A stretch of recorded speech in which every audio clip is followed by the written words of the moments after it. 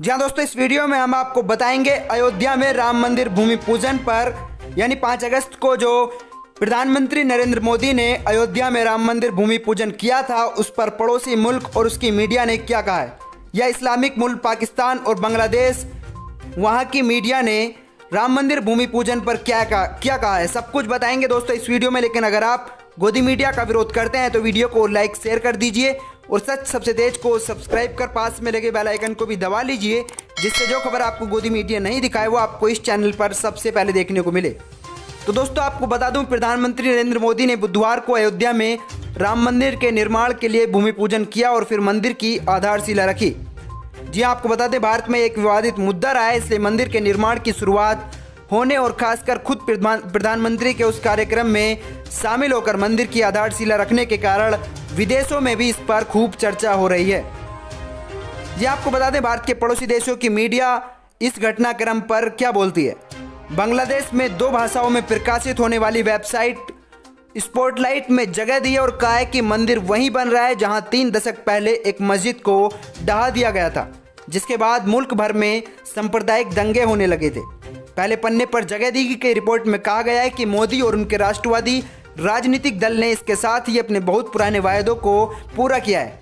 साथ ही ये उनकी सरकार के दूसरे वायदे को पूरा किया जाने की पहली वर्षगांठ है, भारत के इकलौते मुस्लिम बहुल सूबे के विशेष दर्जे को खत्म किए जाने की।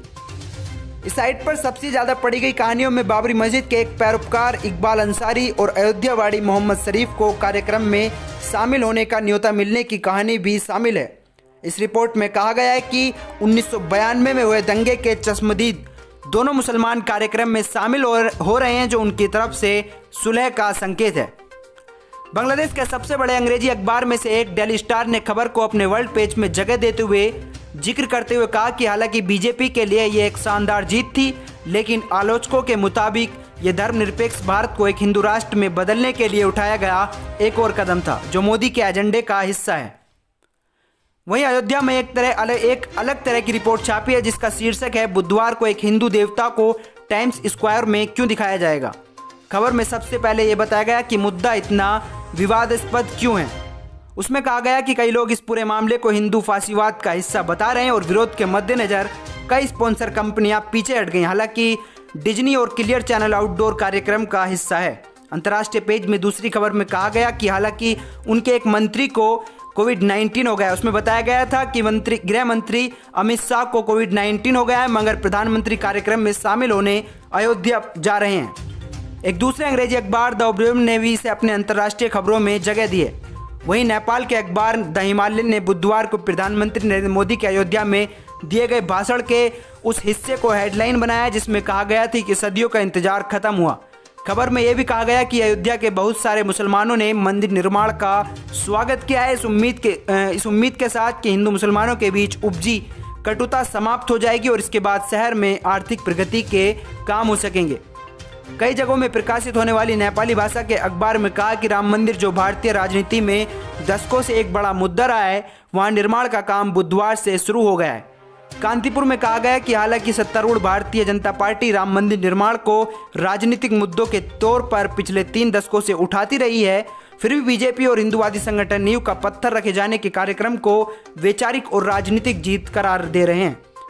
इस प्रभावित वेबसाइट का कहना है कि अयोध्या में कार्यक्रम हो गया है, लेकिन नेपाल को सतर्क रहने की जरूरत है ताकि कोई सांप्रदायिक दंगा न हो। न ही भारत की तरह यहाँ राजनीति और धर्म का घोलमेल किया जा रहा है।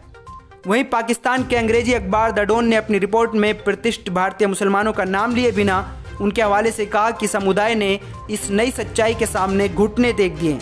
यानी उन्होंने बताया कि भारतीय मुसलमानों ने राम मंदिर जो बनाया गया है भाजपा पार्टी के सामने घुटने टेक दिए, लेकिन उसे डर है कि इसके राष्ट्रवादी विचारों से ताल्लुक़ रखने वाले हिंदू उत्तर प्रदेश की दूसरी मस्जिदों को निशाना बनाएंगे। दूसरे अंग्रेजी अखबार द डेली टाइम्स ने हेडलाइन में कहा कि पाकिस्तान ने ढाई गई बाबरी मस्जिद की जगह पर मंदिर बनाए जाने की निंदा की है। उसमें कहा गया है कि भारत में बहुसंख्यवाद के मामले के बढ़ने के साथ साथ मुसलमान अपने आप को असुरक्षित महसूस कर रहे हैं और उनके अधिकारों पर लगातार हमला भी हो रहा है। दोस्तों आप इस खबर के बारे में क्या कहना चाहते हैं, कमेंट में जरूर बताएं।